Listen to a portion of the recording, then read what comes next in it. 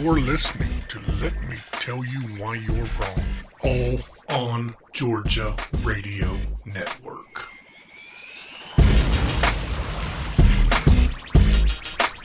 Hello and welcome to episode 31 of Let Me Tell You Why You're Wrong. Podcast. Thank you, Matthew. You're welcome. Second time as host, I can't even get the name of the damn podcast right. As you can hear from his cackle, we're here with Matthew Lowe. Evening, morning, afternoon. And the very busy Jessica Szilagyi. Hey, also, it's the third week that you've done this, and it's actually Szilagyi.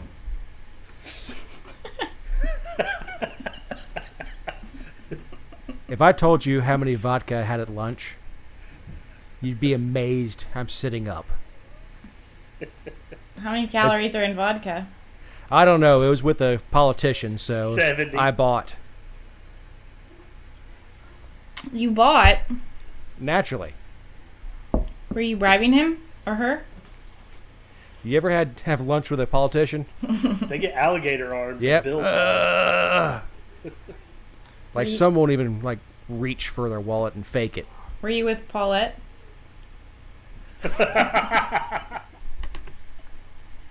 Jessica, how are things in South Georgia? It's hot. It's really I'm hot envious. down here. I mean, it's not terrible. It's just hot, and it's going on and on and on and on. And the grass just won't stop growing. It was 78 degrees here today. It was nice. Wow, it was 93 here. I'm so envious. You like the heat? I make money in the heat. Oh. Yeah. Y'all that sweat and famunda cheese, that smells like money.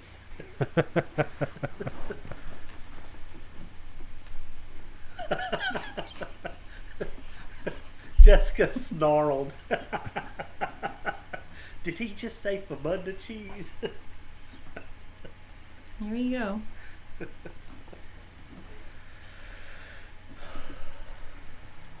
All right.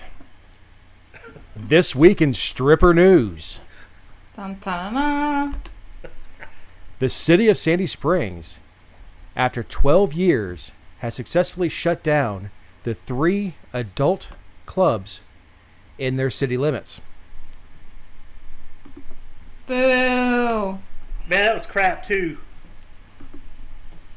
I don't know, man. The way that they do it, it is crap. Why don't they just come out and be like, "Hey, we're gonna outlaw naked women," and do that rather than because they go around it by outlawing the sale of alcohol. I guess in a facility where folks are getting naked. Well, Jessica, wouldn't that be a case of ex post facto? These clubs existed before the city of Sandy Springs existed. Oh, sure. I mean, and this has been something that they've been fighting in court forever. And it's almost like the city was incorporated with the idea of doing this because if you know the area, the county isn't really like an enforcer by any means and doesn't really have the means or the codes or the enforcement or the desire, I don't think, to do any of that because of just the diversity of Fulton and DeKalb counties. But I also saw where, because of this, the Pink Pony is filing bankruptcy, Chapter 11. And they're crediting this ordinance and the competition and the way that the governments are basically manipulating the market. They're saying that's the cause, which, regardless of whether or not you enjoy strip clubs, should frighten you that the government can just mess around so much and manipulate things to the point where you're filing bankruptcy and having to shut your doors. And there are a lot of people on the city council and the mayor with R's after their names that decided to put just a number out there, 60 single moms on the street with no job. Yes, that's true. I would be curious to see where those girls end up. Because, like, I read... Sounds I like read a thing- Dateline. Right. Well, like, I read that, you know, like, because, like, there's not a lot of professions you can just slide into that are going to make the kind of money. Pun that strippers intended. make, right? So, you've got prostitution and drugs.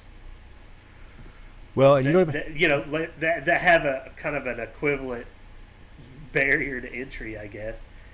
And, Well, that's interesting perspective of it. what do you mean? I mean, not all strippers are hookers. No. I'm not saying that. I'm not saying they are hookers at all. But I'm saying that, you know, a stripper that's used to making $230,000 a year, most of it cash, is now going to go out and, you know, work for $15 an hour being an office receptionist, or, you know, she's going to figure out that maybe she can take it a little bit further and keep making the kind of money that she's used to. part of the problem with that is the internet-based free trade in that area has been shut down. The federal government seized Backpage, which was a source for that sort of entertainment. Craigslist backed off of that sort of entertainment, and those folks have been squeezed. And the alternative, if you were going to go that route, is back on the street, which is extremely dangerous. Right. I can't believe that the city would shut it down before we have the Super Bowl here, which is known for having an influx in men with cash. Right. It also leads to an influx of and heightened commodity of human traffickers.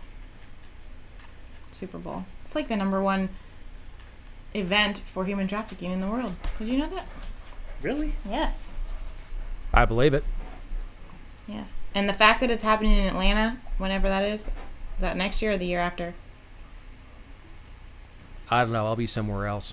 I don't know, but Atlanta is a hub anyway because of our airport, and they're very concerned, I guess, about it. But Well, It's- Atlanta's always been a great hub for transporting anything. It's why it exists. It was a crossroads. sure. Right. But this article that I was referencing from the Atlanta Journal about the Pink Pony filing bankruptcy, which it was just really Stella. It happened. It came out Wednesday. It says that they've suffered ever since the 3 Buford Highway nightclubs filed a lawsuit to challenge Brookhaven's new liquor law. A federal judge ruled that it was likely unconstitutional because the city had been allowing the Pink Pony to operate under different rules than all the other nightclubs, and the Pink Pony had to reduce its hours to match other clubs, and then the city ended up rolling back its ban on alcohol sales to strip clubs and all these things. So the Pony actually has been kind of ahead of the game, and they're still filing bankruptcy, which I think speaks volumes about the restrictions and regulations on the industry as a whole. You know, this is one that was at the forefront, that's been leading, and is kind of like one of the more well-known ones, and it's still filing bankruptcy with $1 million to a single bank. Yeah, and part of what happened to Sandy Springs, if I can speak, is gentrification, which I don't have a problem with. That's a free market thing that happens. People move into an area, and I remember going to American Pie down there, and this is 20 some odd years ago. Roswell Road wasn't a very nice place. Investors and folks like that decided to flip the neighborhood, and that's great. That's fine. That's free market, taking advantage of cheap real estate, turning into expensive real estate. But what I don't like to see is using the hammer of government to shape the community into your vision of morality.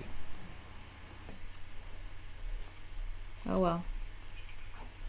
Oh, so when these are so-called Republicans, so we have to assume that they are less socialist and progressive than the Democrats who might be ruling. So if they're setting these types of, precedents with strip clubs, what are they going to do when the Democrats are in power and say, oh, well, we want to do this on guns or ammunition or something else, and it's not a big deal because Republicans did it on strip clubs for years.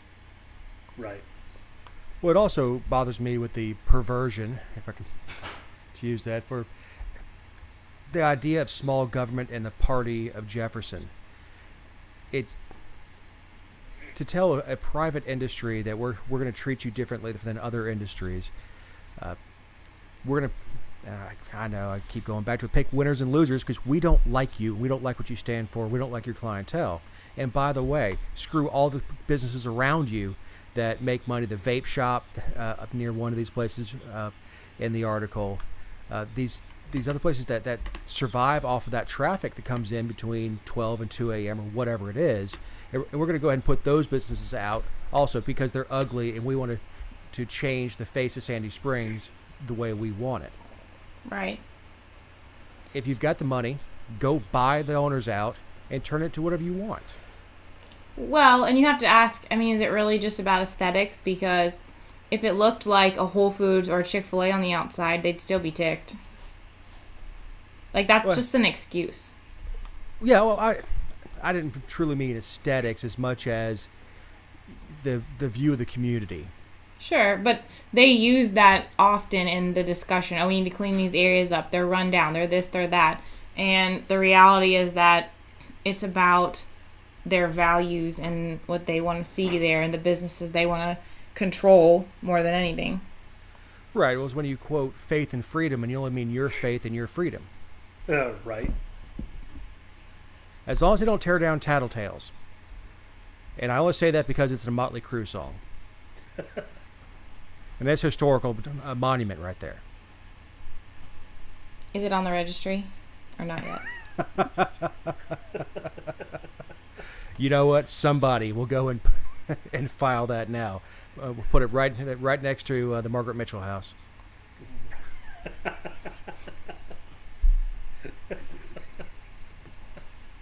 Bless it. Speaking of seedy, courts deny injunction to require paper ballots in November election. Secretary of State Kemp overseeing his own election. Okay, so this is really interesting to me because in theory, I agree about overseeing your own election. But at the same time, we had the discussion about how diverse the employees in the Secretary of State's office are. And if something funky was going on, someone would say something. But two, they're not sitting in there counting the ballots themselves. It's kind of like the administrative boards that we were talking about with the massage therapists.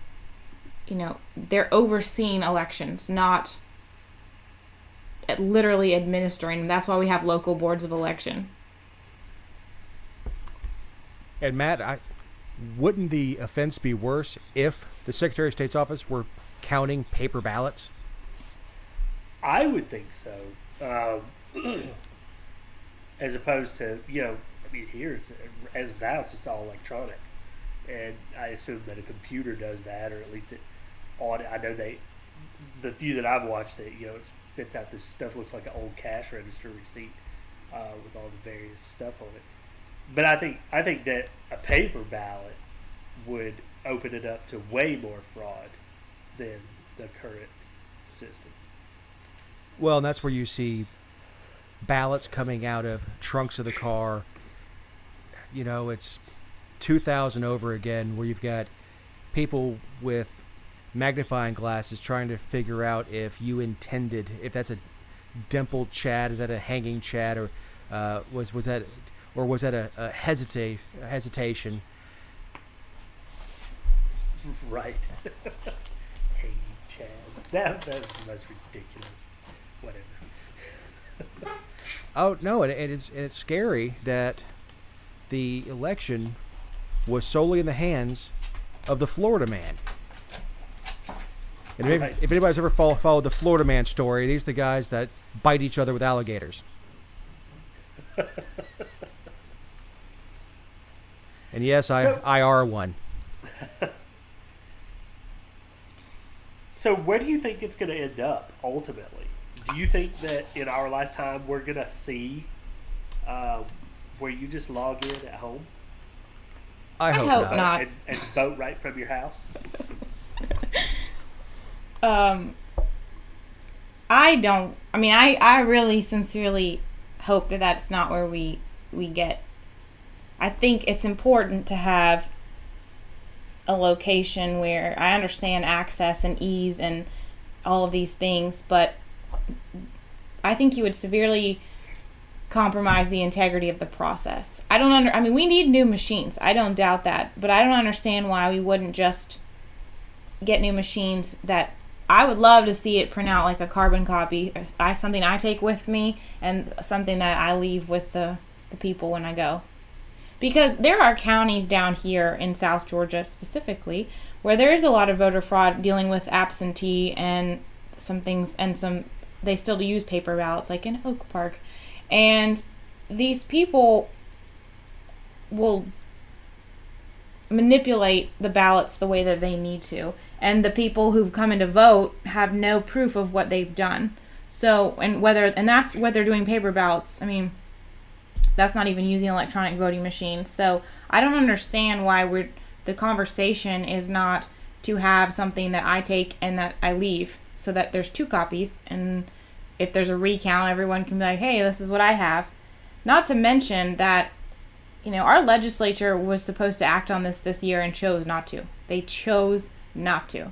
And Brian Kemp's taking the heat for it when he can't just single-handedly go buy a whole new system. Right.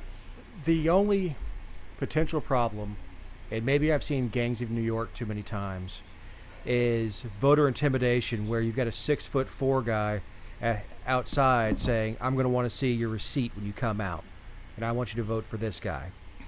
Yeah, here's my pistol. No. I mean, you can't carry it into a polling place. Well, listen.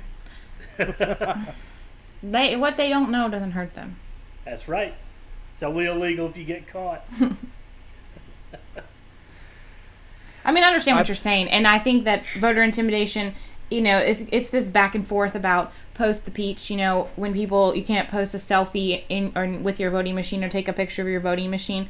Well, for some, I was gonna do a like it or not on it, and I just haven't come to a consensus on how I want to do it. But there's only half of the state in the nation that don't allow you to take a picture of your ballot. The other half do, or don't have any laws specifically prohibiting it.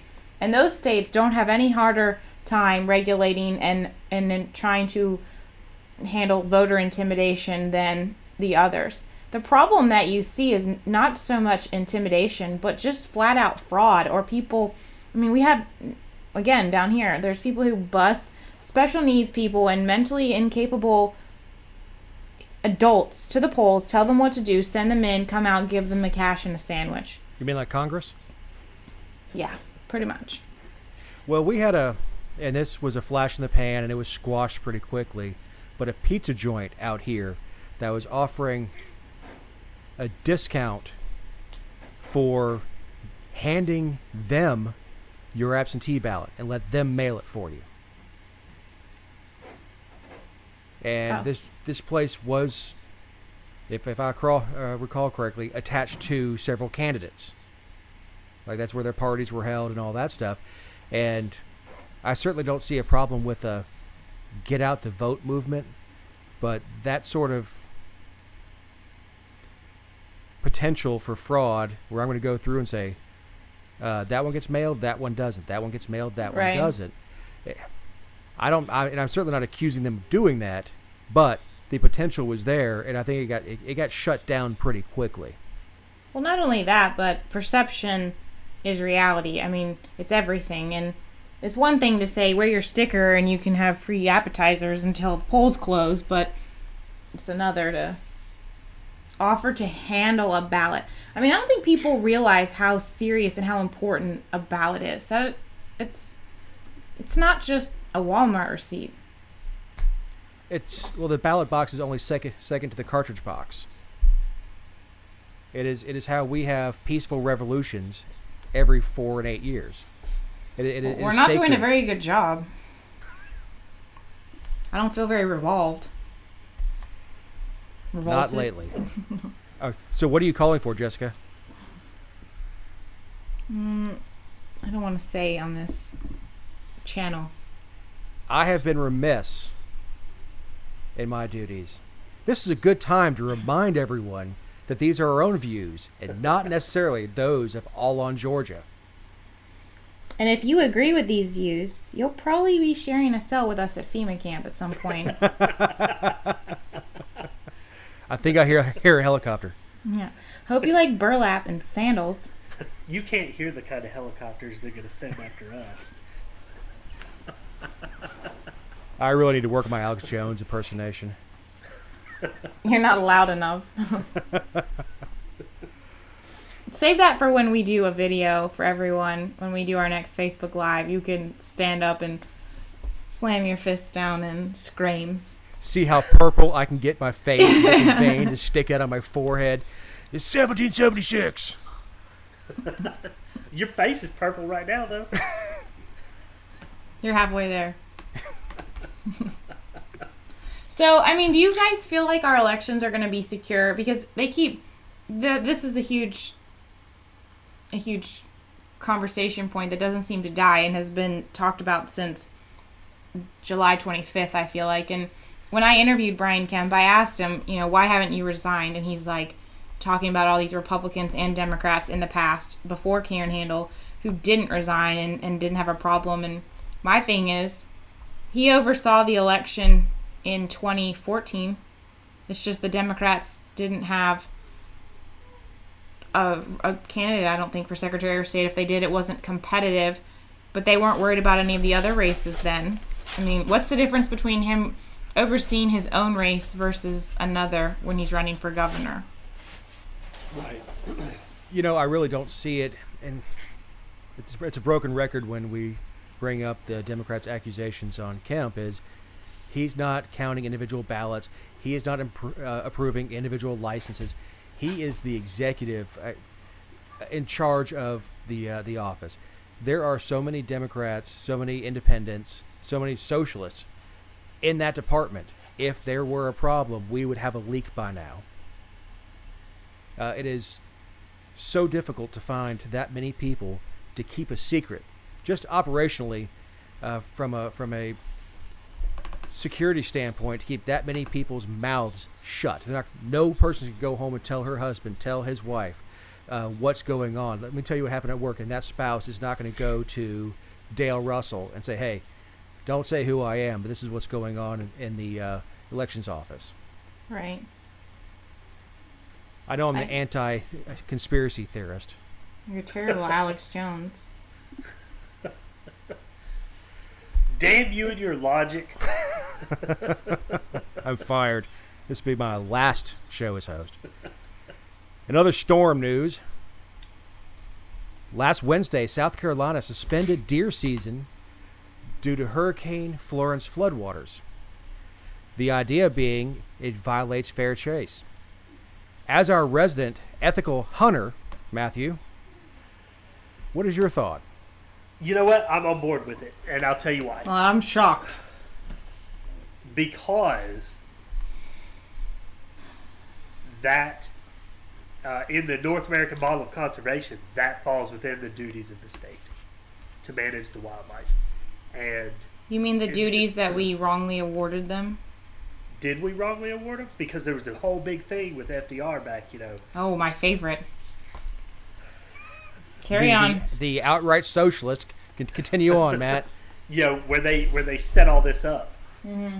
in a constitutional manner. So. Oh, okay. A were constitutional manner. Look here. How was it unconstitutional? I can't look here. It's just a face of a baby. How was it unconstitutional? It's not the proper role of government. We've had this conversation before. No, the proper role of government is kind of like what they do that's within the bounds of the lawmaking and within the bounds of the Constitution. And they implemented this program within the bounds of the Constitution. And what? Tell us about the program, how it is within the bounds. So the program that they have, or that's there is called the North American model of conservation. And bringing this back to South Carolina, it falls within the purview of the state government, specifically the state DNR, to do this because they are there to manage the wildlife. And it's my understanding that they didn't cancel deer season, and it's only a handful of counties, and they've delayed it for 10 days because there are deer that are, trapped on small islands that aren't normally there. That it's kind of the floodwaters have killed their ability to utilize their normal escape routes. This is something, it's not without precedent. The state of Florida does it very often. The Mississippi and the Delta region, Probably all up and North down the Korea. Mississippi River, they do it from time to time when the Mississippi River floods. So, I don't know. As a fair chase guy, I'm down with it. Well, As you're a- also a guy who feeds your family with it, and you have a vampire child, and that's backstrapped just waiting for you on a little tiny island. That's true, but how you gonna get it? I'm just baffled by people's desire to have government intervene in a quote emergency or under certain circumstances. I mean, how is this any different than price gouging and the things that we see declared states of emergency regulate? Well, it's different because the wildlife belongs to all of us. Okay, carry on. And they have to manage it. The bottles of water, the gasoline, the bags of potato chips, the sheets of plywood, all of that belongs to an individual. So if it belongs to everybody, then why is it the responsibility of the government to manage? Because that's the way that it's set up in our model. I understand the model. I'm asking, why is that their role? Well, because that's the way that it was set up when it did it, was the federal government would manage the land. No, I understand that that's why it was set up that way. I'm asking, why is that okay? Because we tried it the other way and it didn't work. How do we know? And because we hunted everything damn near to extinction. We're still here. I just, Yeah, we are. I just, If you talk to folks that were like around even in Georgia, talk to folks who were hunting in the 60s, they'll tell you that if they saw a deer track, that was something to talk about. They would go entire deer seasons and never even see a deer. How many? Now we have a limit of 12 deer in this state per hunter, and I can go out and see them every time I hunt. How many T-Rex Because- do you see walking down the street? None. Animals go extinct. They do, but the federal government but manages stuff so those poorly. animals went extinct due to causes of nature. We hunted these animals to extinction, and I think that and I'm not talking about just deer, right? I'm talking about any animal. Like, I think that we kind of have a moral obligation to not wipe them off the face of the planet. Thank you, Miss Pelosi. I mean, I Well- just didn't know that we were supposed to legislate morality and regulate morality. How is that regulating or legislating morality? You just said that it's a moral obligation. If it's a moral obligation, then the people should account for that on their own.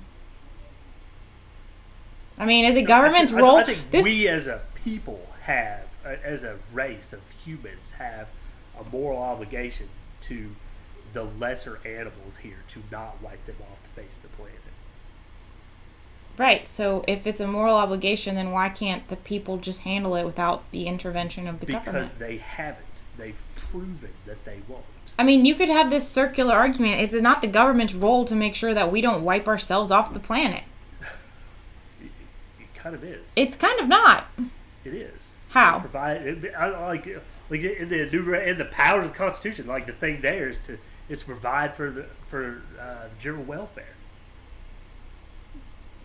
And how do you Right. define general welfare? Well, I mean, I kind of look at that as just safety in general. I don't look at security. I said safety. I'm listening. I know you are. But it's their job to keep North Korea from rolling up on the shore and start a fight. So that's how they keep us from wiping everyone off the face of the planet, and it is their role.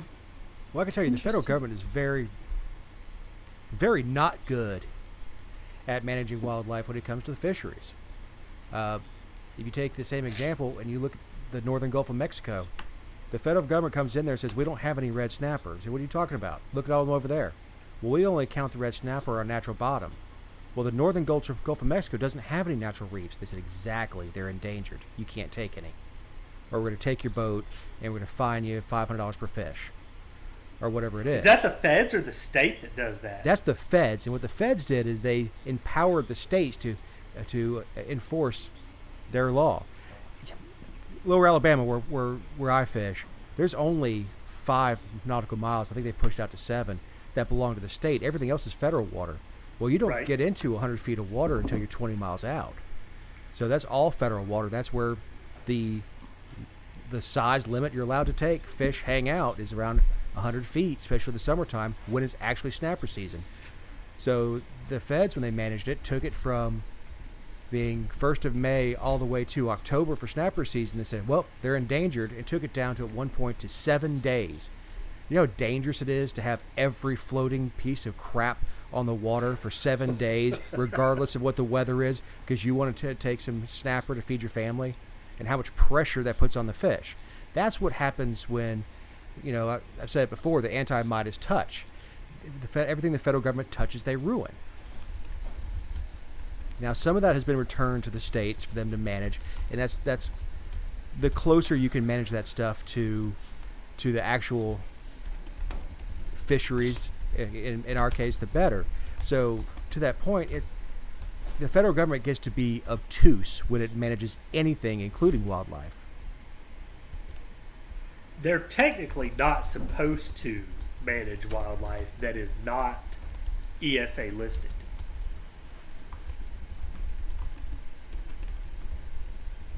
What is ESA listed? Thank you. Endangered Species Act. Oh. Or I guess on public land. Right. Well, no, that's state. The state manages that. That's why, national forest here in the state of Georgia, it all goes by the state mandated seasons. But it's also supposed to be sound science-based management, which is part of the reason that I had such an issue with the baiting law this year. Well, sound science is rarely settled, and you can look at the global warming stuff, or in the case of what I just said about the snapper in the northern Gulf of Mexico, is their science said there are no fish. They were blowing up old gas rigs, just dropping them, and they were killing tens of thousands of fish. They went to the fisheries people and took pictures of what looks like oil slicks of the red snapper, and said, well, they can't be dead because they were never alive. That's how science works with the federal government, because they view things through a kaleidoscope and keep turning it till they like the picture. That is true. That's very true. Now, we get to some fun stuff. The candidates for governor all sat down with Jessica, and I had to message Jessica when I was watching Stacey Abrams. I mean, this was really good stuff.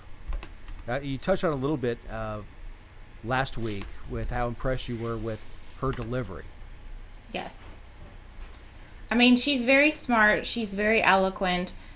She's a lawyer, and she's very well versed in all of the issues because she served in the legislature, I think, for almost a decade, and she worked in local government, and as I said, in the legal system. And so, I mean, her website, I was impressed from that because it's just lengthy PDFs and paragraphs on and on and on about her policy positions. And she's able to articulate.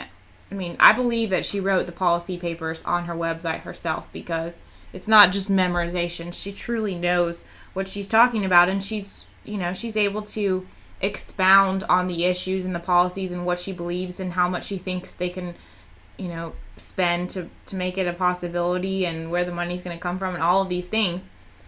I happen to disagree with 90% of her platform, but you can't, I mean, she's not an uneducated candidate, which I think deserves credit. Right. Sure, and since she was taught to shoot a shotgun from her grandfather, Matt, she's definitely pro Second Amendment, right? No. Yeah. No, did I hear something about, like, she floated something for outright confiscation? Yeah, so she supported a bill, I believe, in 2016, maybe 2015, I don't know. It's a bill that comes up like every other year, and it's usually her and Mary Margaret Oliver and some of the other progressive liberals, and basically it allows the GBI to come to your door in certain situations and confiscate weapons.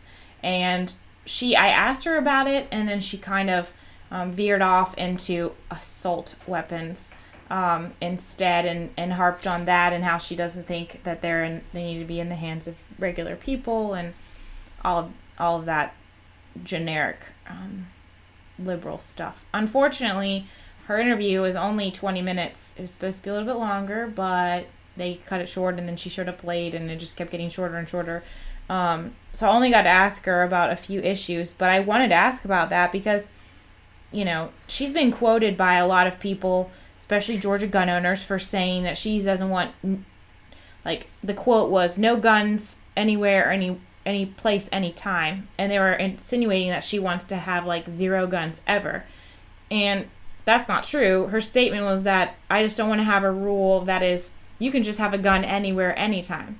And I just said the same thing twice, but it means 2 very different things. Like, with one inflection, it's no guns at all. And the other, it's, I just don't want to have these lackluster, loose laws where you can just do whatever you want with a gun anywhere, anytime. And the latter, is what she's talking about, which I still don't agree with. But, I mean, one of my frustrations this election cycle has been how intellectually dishonest all of the talking points and the pundits and the advertisements from the parties have been. And that's just another one of them. I mean, if you want to go after her because she's not pro Second Amendment, do that, but do it honestly and talk about where she stands. Because what it tells me when they're making her position more extreme is that they think that if they don't make it that extreme, that people might agree with her. More people might agree with her. Like, moderates aren't always as hard line as we are. And they're scared of that. Well, and she delivers her message very, very, very well, as you put out. Now, of course, I believe that any infringement is wrong. I'd like to see the National Firearms Act go away and then allow individuals to, yes, own machine guns, own silencers, anything else, because I'm a diehard gun rights advocate. But she puts her points out there, and I think it's the duty of any opponent to accurately quote her stance and accurately state your stance. And that's what this downward spiral from election cycle to election cycle has caused. And it's just going to go to 2 people standing at podiums calling each other doo-doo heads. Right. Well, I mean, I did a fact check on the ad put out by the Georgia Democrats on Tuesday. And on Wednesday, I did a fact check by the Republicans put out against Abrams. And literally, both of them were 95% wrong and factually incorrect, and no way that even if you look at the bills, you look at the language, you look at what's happening, and they're both wrong. And these are the parties that are doing it, and they're approved by the candidate. They say so at the end, but they are factually incorrect, categorically wrong. I mean, that's disgusting. Oh, yeah, there's plenty of reason not to like Abrams. And Matt, I know I'm cutting you out of the segment completely. Just it's and I'm sure the show is better for it. Yeah, there are plenty of reasons to disagree with her. I really are. She seems, at least in the interview, perfectly lovely person to talk to, but completely wrong on most of her points. Now, I will say, on one of the points that I've seen attributed to her, which is eliminating bail in non-violent cases, I actually like that idea of not using the criminal justice system to hammer the poor or disadvantage the poor versus someone who can write a check and make bail. Right. Matt, what do you I think like about her that? stance on weed too. What is her stance? She wants to decriminalize small amounts. Right. I think, you brought up the fact that she seemed lovely and this, that, and the other. And I was telling someone the other day that, interviewing these people has made watching the rhetoric even more ridiculous, because I understand that not everyone in the state gets to sit down and talk to these candidates one-on-one, and I feel lucky to have the opportunity to do that. But I did get to see, a real side of them, and they're sitting there with 3 cameras in their face in front of someone that they know is probably going to ask them some questions that they don't either appreciate or that might be a little bit hard or things like that. So I'm assuming that they're not going to lie to me with 3 cameras. They may stretch the truth, but I don't think they're lying. But these people are putting their views out there in their positions, and they're being, genuine in their behavior and their level-headedness and their logical approaches. Whether you agree with them or not, they have logic to them because they have a reasoning behind them. And you see people on Facebook just name-calling and talking about how they're communist or fascist, depending on which candidate you're talking about at the time. And it's like, is this really the best we can do? Is this truly the core? I mean, it's almost, I'd rather not even know what the candidates stand for at this point. Just be like, yep, he's definitely a fascist, and yeah, she's a communist, I'm pretty sure. Yep, they're going to change that to a C after her name before the election. You're right. And it's a great 20 minutes. It really is. I know it was rushed, and the way you handled it with give me a short overview, give me your elevator speech because you knew your time was limited was really effective in the way it was done. I'm not just kissing your ass, but it is for anybody who's out there. Go to All on Georgia and watch it. Realize that she doesn't have double horns. She's just wrong. But I think it's also important you listen to her and you're like, I don't like these policies and I don't want her to be my governor, personally. But is the world going to explode if she's governor? Probably not, unless, mass hunting regulations are repealed and we all kill and eat ourselves off the planet. I mean, it's not, and under her, that probably wouldn't happen because she loves regulation. But no way you'd see the legislature take a hard right, though. Oh, for sure. I mean, you see the conservatives, David Ralston, become freaking Rand Paul, but just to prove a point. But, I mean, no, we don't want these policies to be at the forefront, and no, we don't want her initiatives. However, the positive would be that with a Republican legislature, instead of passing all of these powers off to the executive that they do every single year, you'd see that office stripped and be over the executive agencies it's responsible for, instead of being an office that's over the legislature, which is what it is now. So, I mean, there's pros and cons. Who doesn't want gridlock? I would love gridlock. Sweet, sweet gridlock. Let it Thank you, burn. Matthew. Well, a common subject, Brian Kemp. Little longer interview. And it was also my second interview. I got to interview him in the primary, which was a disadvantage with Stacy because I didn't have the opportunity. So this was my second go around. I got to go a little deeper in the issues. And he seemed to hold up well, I think. He obviously was already comfortable with you. He knew what to expect. Sure, and, I think having gone through the primary the way that he did, and now being, he knows who he's trying to appeal to. And the only thing I will say that he's opened his mind about, which I was pleased to see, was cannabis. In October of 2017, I moderated the first debate between the gubernatorial candidates, and all of them except Clay Tippins wasn't in the race yet, but all of them except Michael Williams said that they were against in-state cultivation. They were, not for any additional conditions on the cannabis list, none of that. And as the election grew near, with Cagle, who lost overwhelmingly in 157 of 159 counties in Georgia, Kemp, you saw him really take a stance a little more in favor of at least being open to it. And so I put him on the spot about it in the interview and asked him, when this commission is done studying once again and makes recommendations about in-state cultivation, are you going to support it? What are you going to do? Are you going to reject all of their recommendations? Are you open to them? And he said that their campaign was sending someone to all of the study hearings, and he was open to research-backed expansion, which it's not as bad as it was when he first started. So I'll give him that. But well, those are those words that don't mean things that he likes. That we'll explore it, we'll listen, we'll look. If I win and it comes back up in 4 years, I'll look and listen again. I've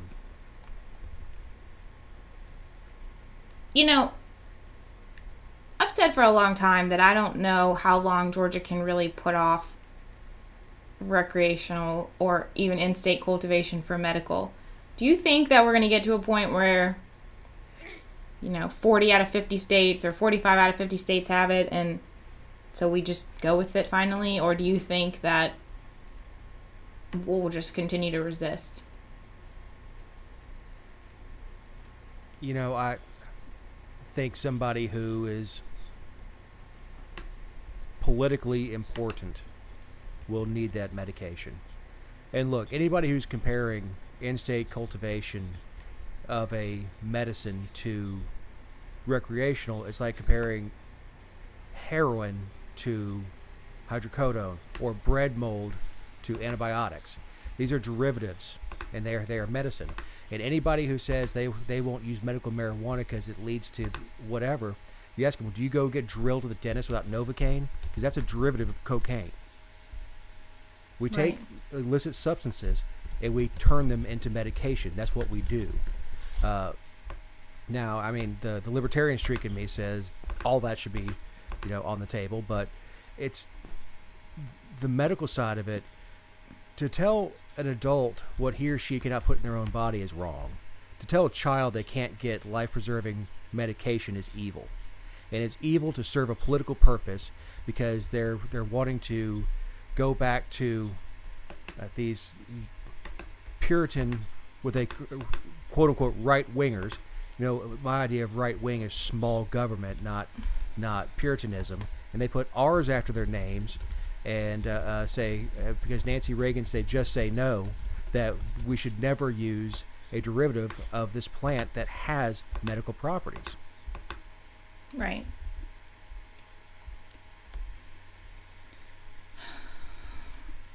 I don't know.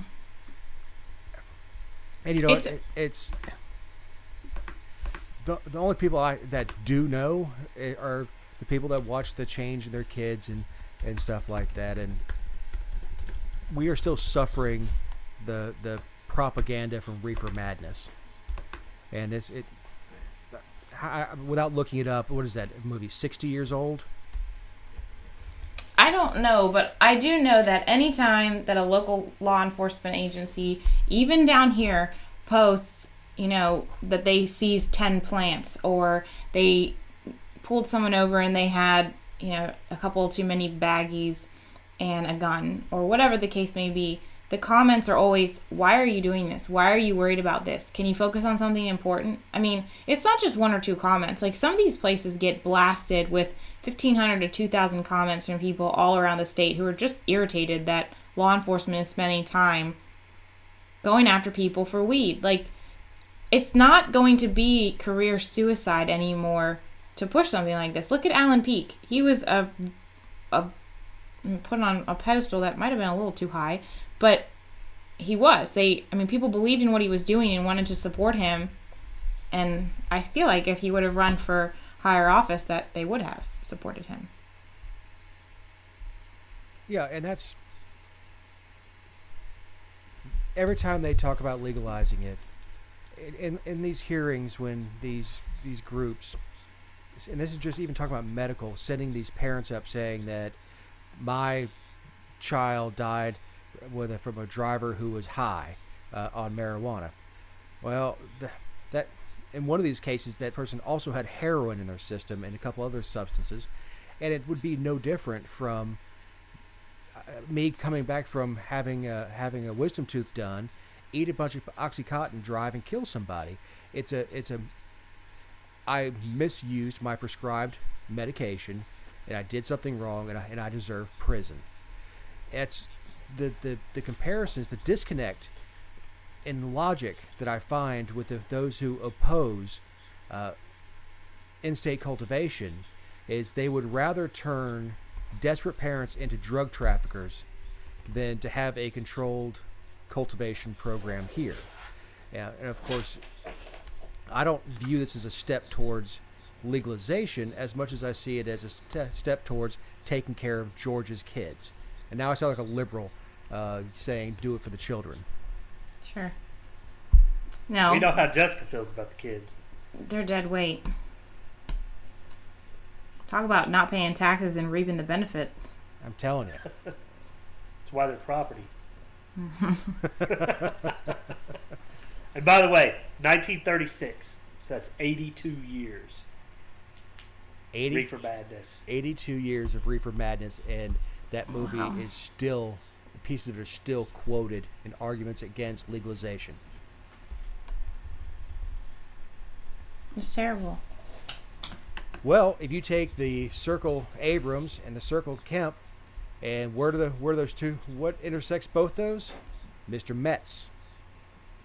This was a 50-minute interview.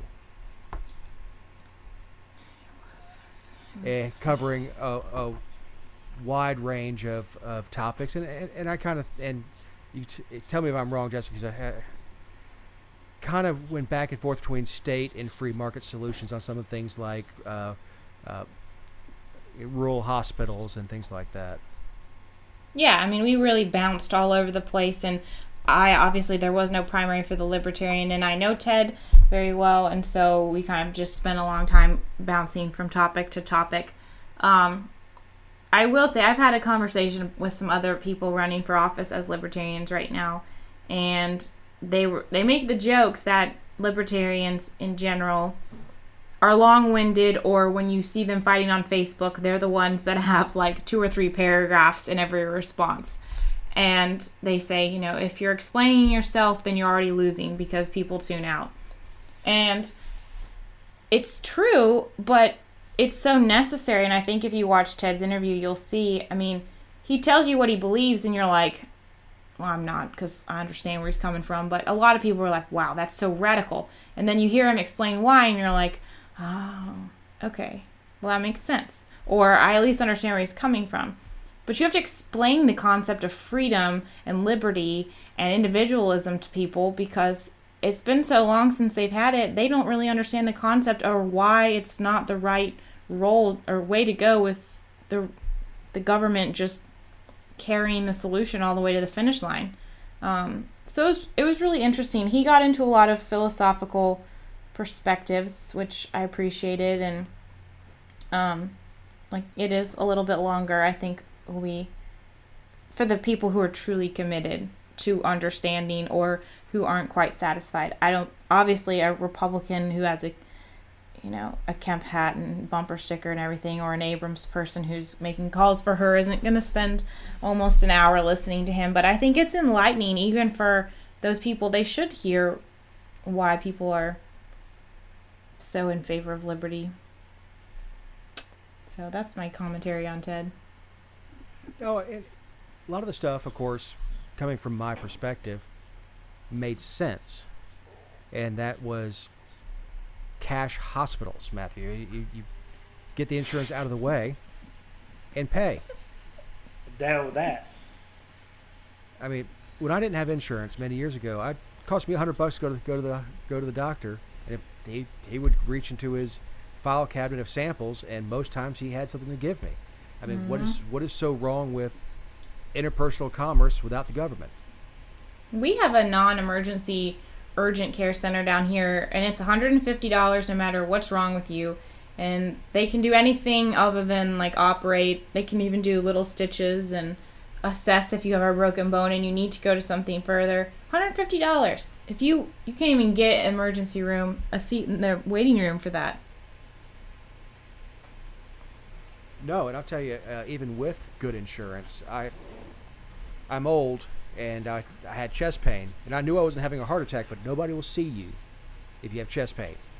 I knew I wasn't having a heart attack. I did not have the other symptoms. Called my doctor, go to the hospital. Call urgent care, go to the hospital. That experience, now I was not admitted. It took them 5 minutes to look at me and say, you're not having a heart attack, and another 3 hours to get out. Right. $800. Are you on Medicare? No. No. No, I'm not on Medicare.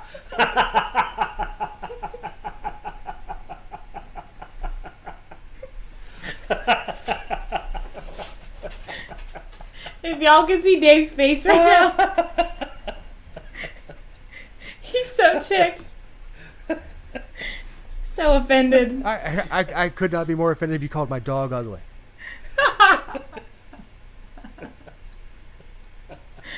We were constantly talking about how old you are. I just didn't know.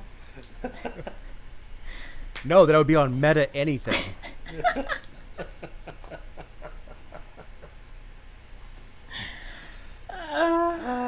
Well, the fact too that you answered so seriously, and then there was no, I'm not. Wait, what? I think it took a minute for it to soak in. It did. Like, it did. wait a minute. She just insulted me.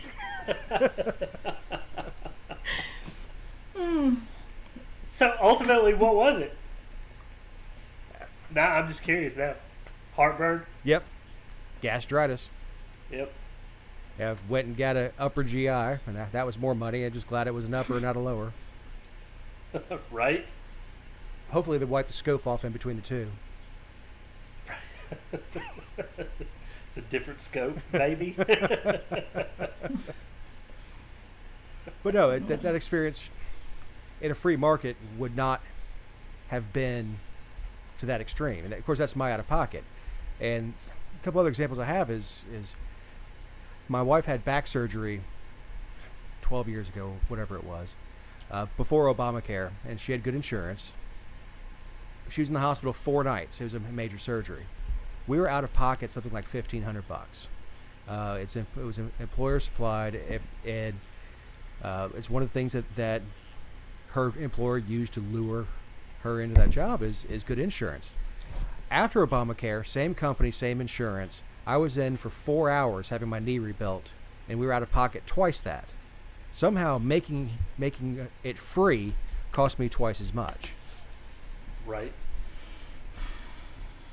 I was when Obamacare got it implemented for me, my premiums went from $400 a month to over $1,000. For sure. Insane. But here's the thing, and y'all don't know this because you don't have kids. A family policy is the same whether it's, a dude and his wife and 1 kid, or a dude and his wife and 7 kids. Well, the sad fact is the damage is done to the medical community. The mom and pop operators that were running an individual practice, they're out of business, or they're working for somebody else because they can't afford to have the staff necessary not to treat their patients, but to bill insurance. Now, we have a perverted idea of insurance in this company. I've used that word several times this show, where we think that the insurance should pay for our standard care. Well, you don't call your auto insurance to get an oil change. I've made that same exact argument. So, on that argument, I'm eye to eye with Metz on that. It absolutely is. The problem with the libertarian view is you kind of have to set fire to everything, let it burn so it'll build back. Right. Well, we've kind of touched on that a little bit too, in that, these policies make sense, but everyone's like, oh, well, you can't really start that until you scale back this, or if you dismantle this, it will upset this. Like, okay, let it be upset and then fix the next problem that comes along and roll that back a little bit and then move on to the next one. I mean, unless we have a literal revolution where we start with zero, which I don't think is ideal for most people. I'm down for that. I mean, some are prepared, but some are not. Right. But I mean, my point is that that's always the argument is, oh, well, that will affect this, or, it's like a domino. Well, you got to start somewhere. It's not an excuse to say, well, I hate to upset someone. Well, I really think the future of the right side is a Republican. Is someone who still believes in a strong defense, somebody who is more in line with what the Republicans were always supposed to be, which is the party of limited government before Lincoln got his hands on our party. Boo. Lincoln Tell the us how tyrant. you really feel about it, Jessica. Oh, that's nice. Mm-mm. Pass I'm it not on. gonna, yeah, I'm not doing it tonight. We don't have enough time. Right? But to finish my point, because I won't be deterred, is that's when we move away from legislating morality and move towards political ideals, and we look at what was always supposed to be the difference between Republicans and Democrats, which is size and scope of government. And the conservative right-hand side was less government, not different government. Fewer taxes, not same taxes allocated differently. Mm-hmm. Sure. I mean, that's one of the conversations you hear all the time. Well, we're spending our money incorrectly. No, we have too much money. Well, government has no money that they don't steal. Sure, but... Right? Because taxation is theft. It is. It is indeed. But they just want to spend it differently. I mean, when we're going to cut taxes. Okay. But your budget's still $25 billion in the state of Georgia. $25 billion. I think you're doing too much. And that's the state, right? Yeah. Mm-mm. Well, everybody is an individual until it's time to do individual stuff. Until it's time to be responsible for yourself and your family. It's... I know it's cold-hearted, like I said last week, is do away with most of safety nets, is learn to fly. Because, government, the hand of government's not here. And another point that Metz makes is nonprofits take over a lot of that stuff. People genuinely want to help each other. When money isn't stolen from them and reallocated somewhere else, people genuinely want to help. And they genuinely, look at any disaster and look at the Cajun Navy and look how people respond to each other. When government gets out of the way and allow people to help each other, more often than not, in the human condition, we do.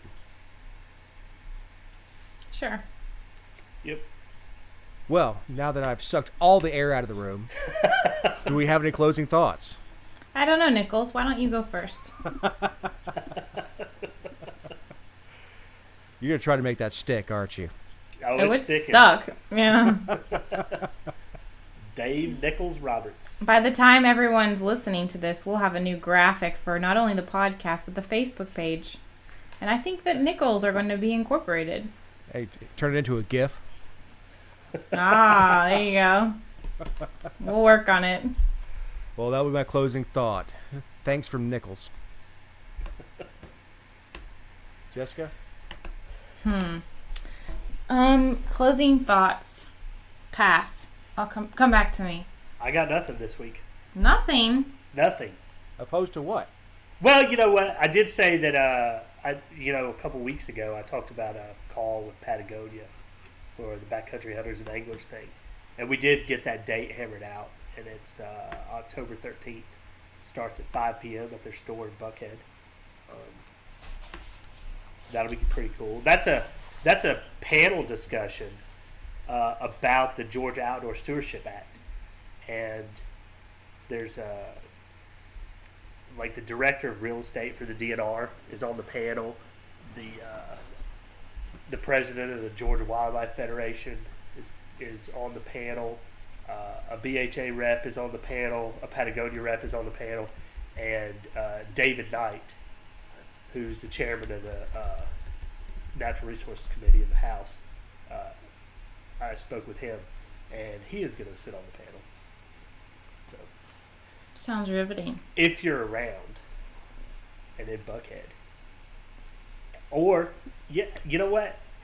If you want a 20% discount on all in-store Patagonia items, they're offering that for people that show up for the event. I would pay Well- 20% not to go to Buckhead. Well, I had something exciting happen this week related to work, which I'll share briefly. So last year, I was contacted by somebody who needed help sorting out a situation in the Tatnall County Magistrate Court.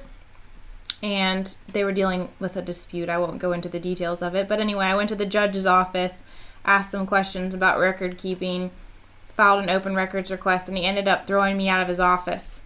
And I, of course, raised a whole stink about it. So then he got the county attorney to say that they were going to consider pressing charges against me for recording a conversation, even though we're a one-party consent state and all this stuff. So anyway, it's been sitting idly, but for over a year now. And the case went to court on Wednesday, and the Supreme Court of Georgia actually reprimanded the judge for having a temperament unbecoming of a judicial officer.